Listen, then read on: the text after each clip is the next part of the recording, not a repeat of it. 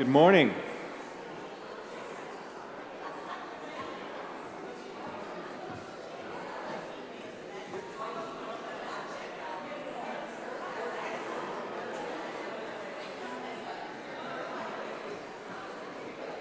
It's a really good morning, apparently.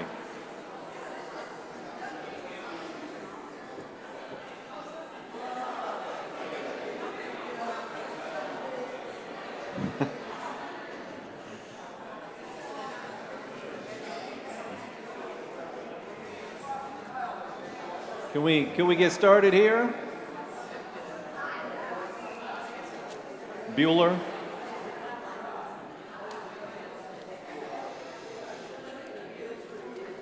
Hey guys, you want to take your seats?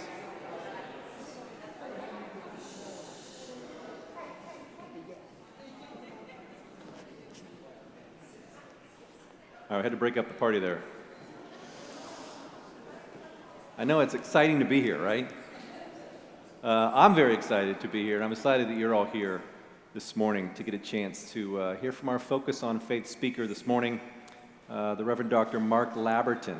Mark is currently President Emeritus and Professor of Preaching Emeritus at Fuller Theological Seminary in California, where he also got his Master's of Divinity degree before getting his doctorate at Cambridge. Mark has been a Presbyterian minister for over 40 years, most of that time at First Presbyterian Church in Berkeley. Mark has written a number of books and hosts a podcast now, which he's really much enjoying these days. But Mark is really just a wonderful explicator of the gospel in our culture and has some wonderful things to share with us this morning. I'm really excited to have you get a chance to hear him. If you weren't at 8:45, you won't want to miss 11 o'clock to get to hear a little bit more as he dives through the book of Daniel for us, which, as you'll realize if you haven't already, how relevant it is today. So please join me in welcoming Mark Labberton. Thank you. Thank you very much. It really is a great joy, and I give thanks to Kevin and to the committee who invited me here to be here this weekend. It's really a wonderful honor, and as I said at the beginning of the first service, it's just a warm hospitality. So thank you for all that. The book of Daniel is a book that some of you, this is reviewed, maybe even triple review. It's a book that exists in the Old Testament in a part of the canon in which Israel is in exile, or anticipating being in exile, or just having left exile. It's a little indeterminate exactly how one understands the position of the writer, but the story that's being told is the story of the implications of Israel being sent into exile. Being sent into exile really because they had so utterly failed to do what all of the prophets that God had sent had called them to do. To say that your worship has to show up in your life. And if it doesn't show up in your life, then it's bankrupt. And Isaiah says to Israel, for example, I hate your worship. Why? Because you may have done everything right liturgically, but you've absolutely failed to live the reality that the worship that you just did is actually naming. Are you ready to live into that world and show that by the character of how you act in the world, which is why the prophets say so much about doing justice and love and mercy. Isaiah 58 is probably one of the key texts here where we see this picture of God saying through the prophet, you worship me as if you practiced righteousness. It's really this sense of a pretense of worship. If you actually worship me, you would practice righteousness and it would show up in the character and life and activities of your day. It would be evident that you are my distinct people, that you don't bow down and worship foreign idols, that you are faithful to me, not just in your liturgical practices, but in the way that you actually live and vote and decide and love and engage the world that's around you. That's the crisis. And every prophet has their own version of declaring to Israel, you fail to live consistently, where what you say and what you do are the same thing. Some of you may be acquainted with the man who said these words, but he was telling a story about the dramatic premature birth of his granddaughter, and who was born weighing 1 pound 8 ounces.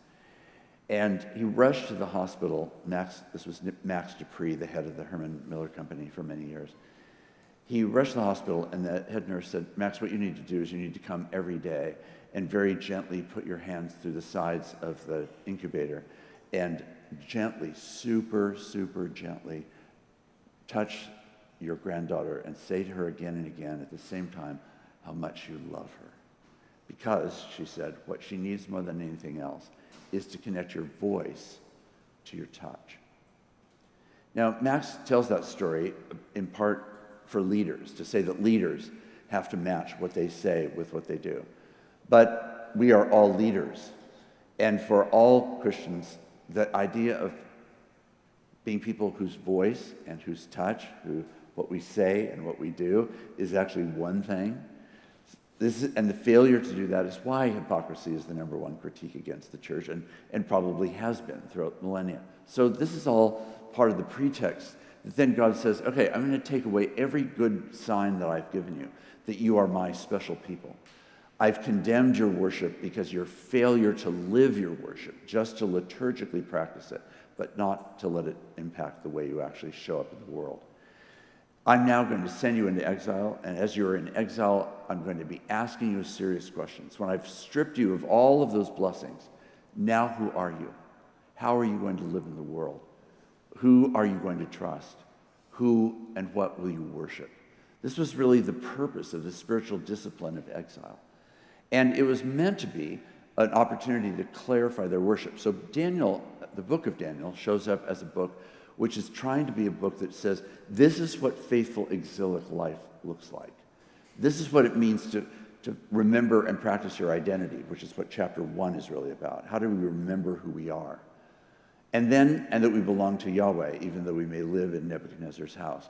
Chapter 2, which is where we're going to spend our time now, is a chapter where Nebuchadnezzar, who's clearly already demonstrated himself to be this man of merciless power and greed and desire, decides that he's really the center of reality, until one night he has this extraordinarily unnerving dream, a nightmare of nightmares.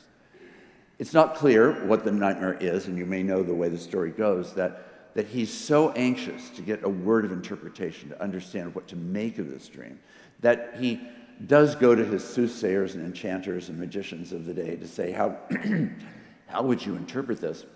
But actually what ends up happening is that they say, no, sir, the thing is you have to first tell us the dream and then we'll interpret it. And he says, no, I'm not interested in the usual song and dance. I know how you play that game. No, I will know it has authority if you can tell me both what the dream is and what it means. Well, they said no one on heaven and earth could possibly do that. There's no possible way that anyone could do that. And he threatens them with their life. This is a pattern that if you've been in the first service, you've heard again in chapter 3. But in this moment, their lives are under threat because he is desperate for a real, authentic word of truth about this completely threatening and dangerous dream. Daniel and his friends are a bit in the wings. They're not the first group of people that were called forward. They ask on a sidebar-like way, as chapter 2 says, so why is this so distressing? What's going on? Why is there such anxiety over this? And they come forward and they eventually approach Nebuchadnezzar, and they say that while they have no power to do this whatsoever, they do believe in a God who might be able to give a gift like this. And therefore, we're going to seek God on your behalf. You can imagine the prayer meeting this was.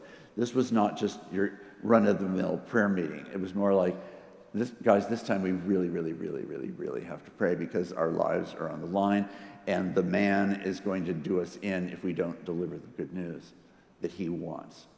A knowledge of the dream and its interpretation. They pray, and in a really quite amazing way, God provides comfort and guidance and assurance and clarity, both about what the nature of the dream was and about what it meant. But before they go back to Nebuchadnezzar and tell all of this, they have a time of prayer. You can imagine how, if we step inside the narrative as it really is portrayed, there's this sense that you can imagine how much they might have wanted to capitalize on this Yes, isn't it just extraordinary that we are the most brilliant. We are the ones, unlike your soothsayers and enchanters and magicians. They couldn't deliver, but we who have been captive, who live in your house and are being assimilated into your culture and context, we are the ones who can actually give the very thing the king wants. But listen to what they say in their prayer that reveals an entirely different perspective. Daniel said, "Blessed be the name of God from age to age, for wisdom and power are his. He changes times and seasons, deposes kings and sets up kings. He gives wisdom to the wise and knowledge to those who have understanding. He reveals deep and hidden things. He knows what is in the dark, and light dwells with him. To you, O God of my ancestors, I give thanks and praise, for you have given me wisdom and power, and have now revealed to me what we asked of you, for you revealed to us what the king ordered." Now, it's again interesting that this is a recitation of a prayer that says, let's get grounded again in this disorientation of exile. Let's remember who is God and who is not God. We are not the ones who, having been given this revelation, are going to slyly slip into God's place and claim that they were the ones that produced it. No, they stop and remember that it was God who did this.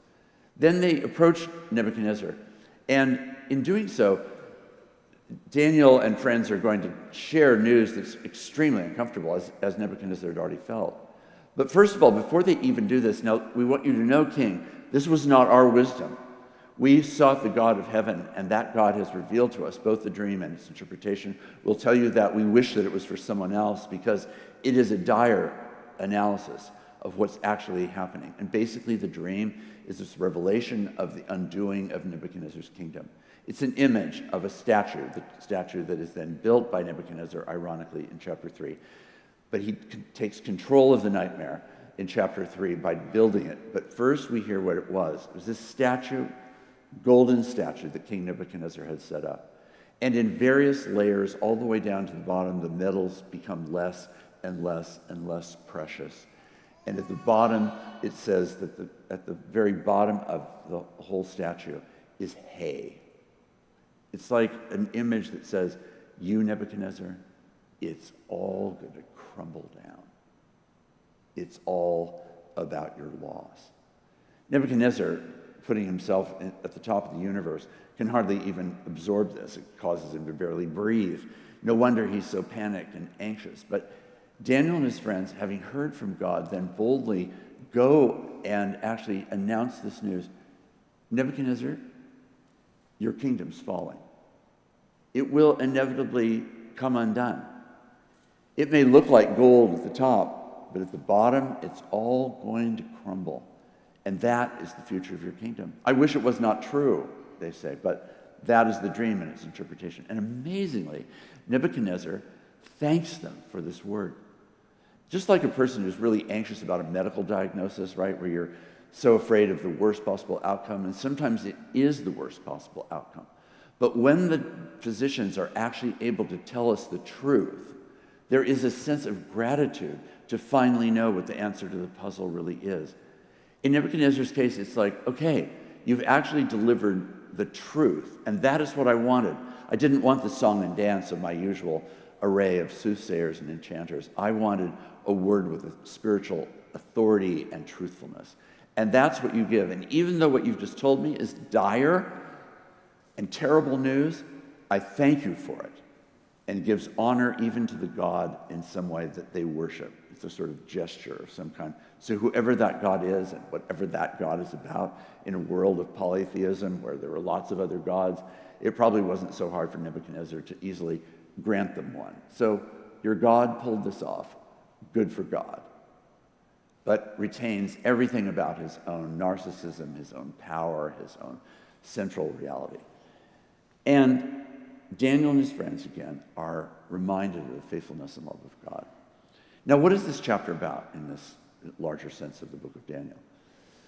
When we are stripped or challenged, where the things that we have presumed, especially the life of Israel in Israel at that time, they felt they had the golden ticket. It was all clearly laid out. They resented and resisted God's word because they just wanted things to be just like they had made them, a very domesticated form of worship, a very domesticated kind of faith, of something that fit in their pocket and in their routine and in their habits of life. Then God sends these prophets. They do not accept it. They're sent into exile. And now who are we? Chapter 1 is about how do they remember every time they eat that they belong to God and not to Yahweh, not to Nebuchadnezzar. But now in chapter 2, the question is, what do the people of God bring to a desperately spiritually needy place? If we did a kind of spiritual diagnosis of Nebuchadnezzar's kingdom, it would be a kingdom of extraordinary singular power, where he himself was the person who reigned over everything else, and really everything was simply as Nebuchadnezzar wanted it to be, and there was no challenging Nebuchadnezzar. The loss of their life was a common expectation that Nebuchadnezzar just would do away with you if you weren't conforming to his will. What do these now deported, disoriented refugees in Nebuchadnezzar's house do when they have no power, they have no voice, they were not invited to the table, they have apparently nothing to offer, there's no benefit to them being there yet, they're still being groomed into the character of a life that was going to serve Nebuchadnezzar's interests. But with confidence really in who they are, and with an acknowledgement of a crisis, which they don't pretend to actually even fully understand or know what they're going to do. They dare to step into it. They approach Nebuchadnezzar. They ask hard questions. Nebuchadnezzar declares very hard news. They, without any pretense that they were capable, excuse me just a sec. Without any pretense that they were capable, they end up offering themselves to God. We want you to use us. Is there anything you would give us in this place? Is there a power that's beyond us that you might give us that would be able to rise to this particular occasion? Everything seemed desperate. And then, by the providence and grace of God, God gives them what they ask for, and this unusual gift. See, the thing about being exiles is that in exilic life, you feel it's all a story of loss. We're not on the land. We're not near the temple. We don't have the sacrificial system. We don't have the priests. We don't have the smells and bells, as it were, of certain kinds of worship. All of that told them a story that they were comfortable with, but now they can't rely on that story. They are wondering, where is God in this particular time? And what occurs is that God actually turns out to be in exile. And as this theme is picked up in the New Testament, Jesus is really the leading exile. That's the nature of how the gospel shows up. Jesus is in exile, born in a place and a context in which, again, dominating authoritarianism exists, overwhelming expressions of power. The presence of Rome was everywhere. And now into that world as an exile. In Philippians 2, you probably know the language where Paul says, for though equal with God,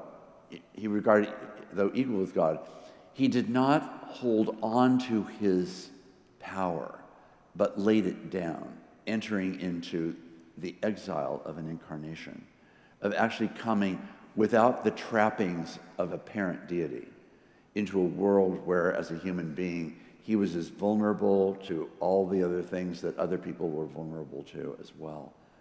He was the leading exile.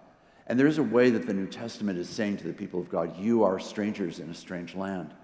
You live in a context where the body of Christ that he's cultivating and nurturing is saying to us, I want you to live as peculiar people. I want you to remember that you belong to me, even though so much seems like loss. There's so much more that can yet be found. It was a ministry to Nebuchadnezzar in the end, and we'll come to that. But the first ministry was the ministry to Daniel and his friends. Imagine feeling stripped of all of these things, and then somehow God came to them in their desperation, like we hear in Exodus, that God heard the cries of the vulnerable. God heard the cries of Daniel and his friends and provided this good gift.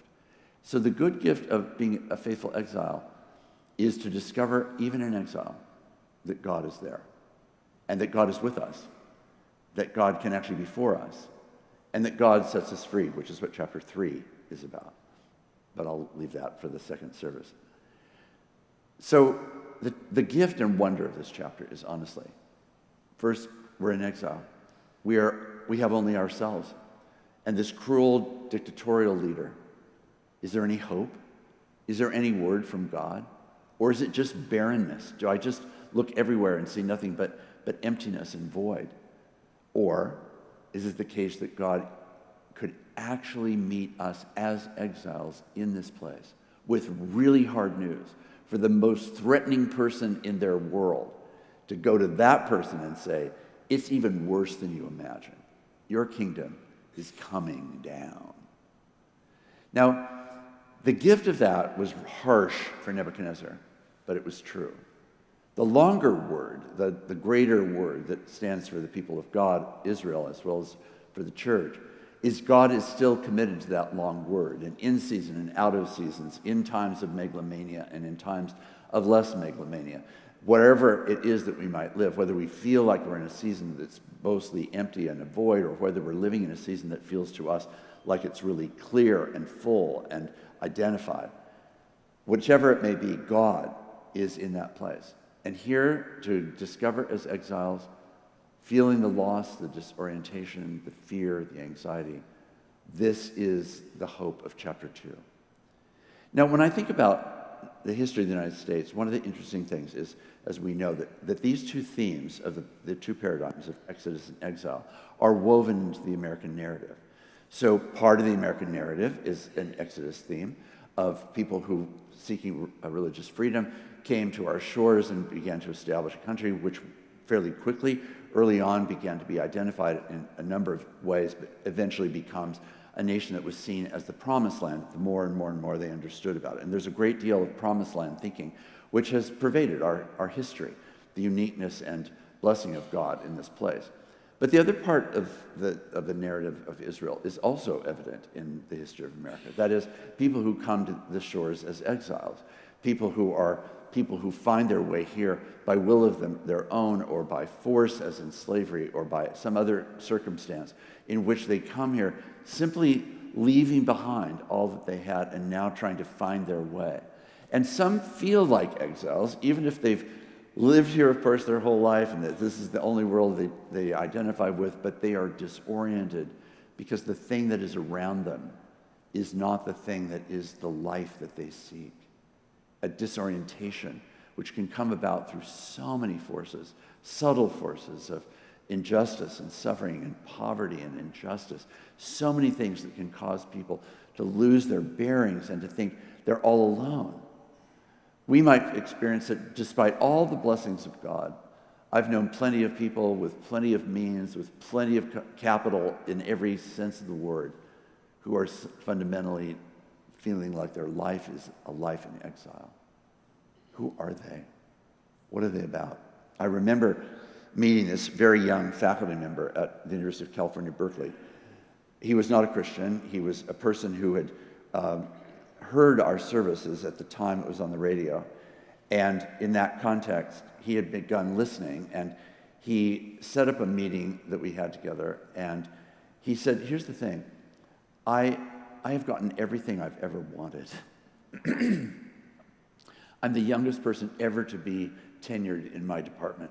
I've already had not just 2 successful academic books, but I've also had a third book, which is a popular book that has also reached the bestseller list. I have everything that I could have ever imagined wanting as a teenager, as a young adult, etc. And he said, I have no idea what any of it means. He was declaring himself an exile, an absolute insider, and yet an exile. No framework of meaning, no understanding of why he existed, why this work that he was doing, in his case in political science, none of that gave him any clarity about why his life mattered, why he existed, what he was really about in the world, how he was meant to use his energies. All he knew was how to produce magnificently academic, achieving papers and books. But why, where it fit into any larger narrative, was really absent. I think there are a lot of people who, for lesser degrees of disorientation perhaps, still find themselves in context. And certainly in this era of our nation's life, part of the polarization that has many different explanations and descriptions, but part of the polarization is people just honestly being lost and fundamentally wanting to cling to some pole or the other to make sure that they have some sense of stability. I'm going to belong here, or I'm going to belong there. And in the context of that, find community. They find other people that are going to reinforce that. They hear the drumbeat of whatever might be being offered, and they bow in response to that particular sound. But at the core, there is so much disorientation. And because so many things are changing, and changing so fast in our nation, and frankly in the world as well, and in the global church as well as in our national church, there is this incredible sense of turmoil. How do we find ourselves? How do we find each other? And most of all, how do we come to live this deeply grounded orientation in the midst of disorientation? This is what Israel had been offered by God, Yahweh, the faithful one who makes and keeps promises, who said, you belong to me, I am your people, you are my people, and I am your God. That kind of utter clarity. We're living in a time when there's so much disorientation that the challenge of being oriented should not, I want to argue, be found at either of the poles, but should be found not necessarily at the center in the sense of an anemic center, but in a vigorous affirmation and discovery and rediscovery that there is power that God alone can bring into a world that may just feel like disorientation. A resource that the church is meant to be and bear witness to receive from God, to live in light of that, and to actually be able to let that make a difference in the world that's around us. Let me just share a couple of examples, and then we'll have some conversation. A friend of mine named Gary Haugen was the head of the Rwandan genocide investigation. He was the one who was sent by the UN and others to investigate at the time when all the decimated bodies were still lying in all of the stadiums and the churches and everything else that was around. And for 6 months, he and this group of other lawyers and other people were trying to simply understand how had this happened, what was it that caused it, what is the body count. They were the ones that came to the 900,000 at least that had been killed in 90 days. Just an extraordinary event. And so he has that experience, which I have to say, if I'd had that experience, I would have eventually come back and probably entered a mental hospital because it just would have been so staggering. But in Gary's case, he comes back and he decides that the really important thing to do is to respond to other global needs where other powers are destroying people's lives. And he realizes that all kinds of Christian organizations are committed to water and food and development. But there's no Christian organization that's actually devoting itself to the cause of justice. And there are so many people who in so many places have no avenue of finding justice, no legal protection. There's not a legal protection, and there's no functioning justice system. And in the context of that, how are people that are at the bottom of the totem pole, vulnerable in every possible way, going to find their identity? This unfolds into the development of a ministry which is called International Justice Mission. It's the largest anti-human trafficking organization in the world. And it has delivered millions of lives from slavery. There are more people enslaved in the world now than there have ever been. And in the context of that, it means going into the vortex of some of the deepest, darkest evil and destruction of people's lives that you can imagine. Staggering. And in those contexts, you enter not into the promised land. You're not in Exodus. You're in exile. And you're with people who are even in a greater exile, utterly lost. Can it be possible that despite all of the poverty, the literal poverty, and the poverty of imagination, the poverty of law, and the poverty of justice, in the midst of all that, can God actually show up? And it turns out that over the 27 years of this ministry, God has shown up again and again and again, changing the hearts and minds of judges in places who were up to that point only interested in themselves, changing legal systems, building legal systems, getting governments to acknowledge that this terrible set of crimes are crimes that can actually be engaged and beaten.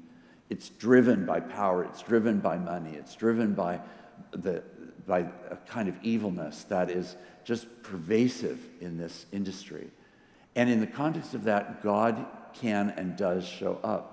And there are millions of people alive today because there was an exile, Gary Haugen, who went into the exilic context of places all around the world with a team of others, first from the United States and now completely from those countries around the world, and delivering a word of life, an act of rescue, a building of a functioning justice system, that in 5 years from now, we believe that we will be at a place where 300 million people will have legal protection for the first time in history. Imagine that. Where did that imagination come from? It came from believing that though everything seems to be lost, there is a God who actually hears the prayers of Daniel and his friends, who hears the prayers of Gary Haugen, who hears the prayers of lots of people in those particularly daunting, overwhelming settings, and actually shows up with a redemptive hope. And now many of those survivors have gone into this very work. It turns out many of them are highly intelligent people. Many of them with the right education have now become lawyers. Many of them are people who are now pursuing how to join this effort to lead within their own country. How did that happen? Because of this imagination, an act of imagination, that Daniel and his friends dared to believe that in exile, God could be near and provide. The question that I think we have to ask ourselves is, in whatever place we might be in, or we believe the nation is in, or that the American church is in, or in places of desperation around the world, in times like this, do we believe that there is a God who actually is not captive to a party, is not captive to any particular ideology, is not captive to a certain sociology or to a certain class or a certain race? It's the God who holds all things, and that God wants to be present in the darkest of places, which may not ever be as dark as some of the slave mills that IJM goes into, but might be dark enough in our heart or in our family or in our relationships or in our workplace or in our neighborhood or in our city to actually lead us to go to places and humbly do things that can only be possible if God is in that. Exiles have to ask themselves, when I'm stripped of all of the evidence of God's presence in the land and the temple and everything else, do I dare to believe that there is a God who could actually show up here? That is really the question. Sometimes it's done on a social level. Sometimes it's done on a more personal level. I think, for example, of a time when there was a woman in our church who had really lived as a faithful exile. At the time of this story, she's 87 years old. She's tall, beautiful, fine-boned, silver-haired woman, the kind of woman who had her hair done at 11 on Friday every week. And she would show up in her glory and magnificence. But she actually had a pretty remarkable spirit and knew that God showed up in dark places. And her life, despite her appearance, had known more dark places than you might have ever guessed. In the context of all of that, I get word one Sunday in between services that something terrible has happened to Doris as she was coming toward the church. It sounded like she had somehow gotten roughed up, and I didn't know what that was about, and nobody had any information except that she was on her way home. So I decided, of course, I would immediately go there after the second service.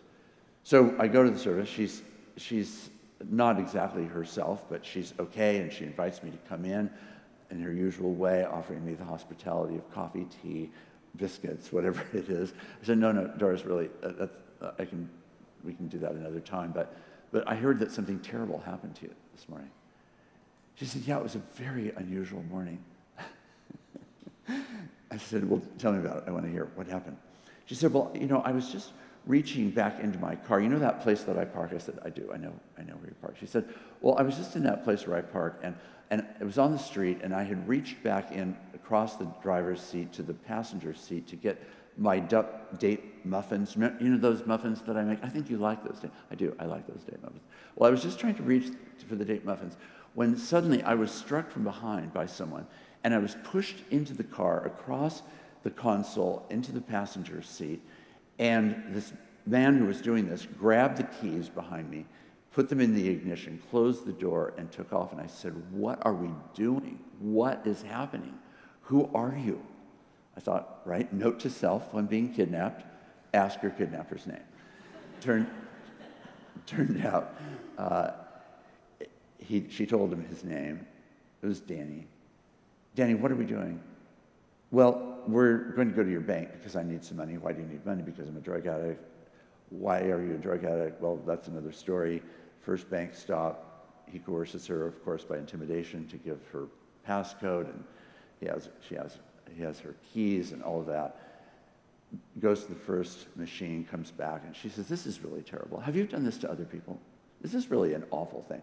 Are you just a person that goes around and kidnaps people and takes money from their bank machines? And he said, well, I have to support my drug habit. Well, it's a terrible thing that you're a drug addict. Did you know that it's a terrible thing that you're a drug addict? You should really get into a really good drug rehab program. Oh, I've been in all kinds of drug rehab programs. None of them have ever worked. Next stop, they make 2 more stops, and then he's about to leave her, having gotten the money that he needed for the day. So Doris can't even get out of the car, and so she says that to him. And so he comes around to the driver's seat and opens the door and escorts her around to the driver's side and helps her into the car and lifts up her legs and puts the seatbelt across her and then leans in and gives her a kiss on the cheek. She said, listen, I'm going to pray that you get caught because this is terrible. You should never do this to people. This is completely wrong. Secondly, you need Jesus because this is way bigger than you, like way, way bigger than you. You do need a good drug rehab program, but even good drug rehab programs need even more resources, which I believe are spiritual resources and which God can give even you. And with that, he was off. I said, Doris, that is just a harrowing, horrible, horrible story. She said, I know, but as I was sitting there, I thought, I bet there's other people, even today, that have been kidnapped. Note to self, when thinking about being kidnapped, join the fellowship of the kidnapped on any given day that you might be a part of. Doris, I said, I came here thinking I could finally be your pastor, but I feel like maybe you could now pray for your trauma with me because I actually feel traumatized by your trauma. And we had a little time of prayer, and it wasn't a surprise that a couple weeks later, I get this call from Doris. I was asked to come in for a lineup, and sure enough, there was Danny, third from the left. He was right there. So he's now been held. And eventually I went with her to the day that she went into the courtroom, and she sat in the witness chair, and she testified that she would tell the whole truth and nothing but the truth. And in the context of that, she more or less just quickly was allowed somehow permission to be able to say, hi, Danny, it's me, Doris. Remember, we had that time in the car together. And everything that is you've been accused of by me is absolutely true. And she, under questioning, went through all the things that he had done and told the story again. And then toward the end, she was about to be dismissed, and she said, Judge, can I have a word with you? So just out loud, she said, so here's the story. He's completely guilty, and he should definitely put in jail. But he has some needs. He's a drug addict, so he really needs not just a regular drug rehab program, but a really good and trustworthy drug rehab program. And secondly, he needs Jesus. I'll take care of the Jesus part, but you really need to give him jail and a good drug rehab program. So what does Doris do? She ends up recovering, of course, from the trauma. She was not too badly bruised, but her concern was really for Danny. And so once he was in jail, which happened to be in Berkeley, for about 8 months before he was moved eventually to another jail outside in another part of the state, she went about every other week just to call on Danny, to talk to him about his drug habit, which she happened to have expertise in, and to tell him the story of God's love in Jesus Christ that can overcome even the most powerful addiction. And in the context of that, offering him a word of hope. I don't know what Danny did with that news, but what I can say is that for me, Doris is a faithful exile, completely disoriented, without power in the moment of in the car. Shouldn't have happened. It was a terrible crime. Should be stopped. Did get stopped. Guilty party was found. All of that was taken care of, but she saw beyond the crisis to the reality of a human being made in the image of God with tremendous needs and problems, that she could actually share the good news of a love and a power that is greater than the power of drugs, than greater than any kind of loss or suffering or pain he may have endured. And it was there that they dwelled for 6 to 8 months, just working that reality again and again. He always let her visit him. He never said no, even though she had been the one that he had taken captive. What does faithful exilic life look for you or for me? Let's just pause and see if there's any questions, reactions, tomatoes, whatever you might want to invite into the moment. Daniel chapter 2. Anything you'd like to ask?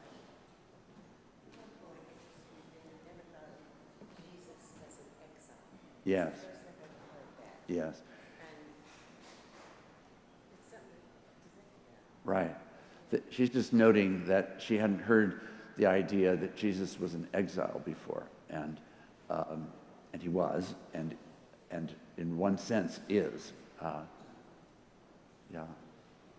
Other comments or questions? I realize we may have run out of all of our time, but well, I'm very thankful to be with all of you, and if those of you who are here are coming to the second service, you'll hear the third chapter, which is where the story goes. And in the first 3 chapters of Daniel, I think have to be read in this sort of narrative way that shows how each chapter builds a central component. And by the time you get to chapter 3, you understand much more why the drama of that chapter is so important. So thank you again for being here. I pray that we will live as faithful exiles. Thanks.